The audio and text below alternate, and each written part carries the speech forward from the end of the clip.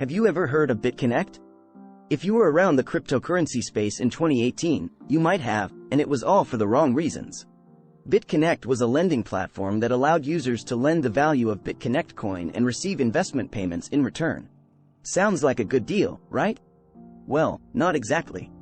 BitConnect was a Ponzi scheme, and it was all a matter of time before the whole thing came crashing down. But let's start from the beginning. BitConnect seemed unusual from the start. They relied on a trading bot to make huge returns on your investment and promised returns of up to 40% every month, with daily bonuses of 20% to users. It all sounded too good to be true. On top of that, BitConnect relied on Bitcoin from users to generate these supposed huge returns, not its own coin. This cryptocurrency was relying on another cryptocurrency to make money. Red flag?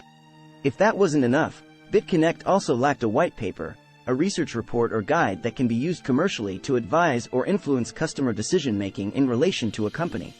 And to top it all off, BitConnect was run anonymously. No one knew who was behind the company, and that's a big problem. However, despite all these red flags, BitConnect became popular, and its value skyrocketed, thanks to the efforts of social media influencers, YouTubers, and others. The value of BitConnect rose drastically, from 17 cents to $463 in just a couple of months.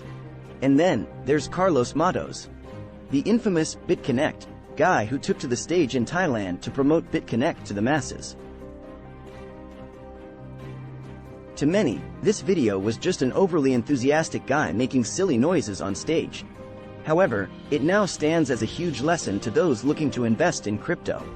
After the BitConnect scam was revealed, Carlos disappeared for a long time. Not only was he recovering from his experience, but the internet pressure was also substantial. Some even believed Carlos was in on the scam, though he was, in fact, an investor who truly believed in the company. But, as we know, BitConnect didn't last long.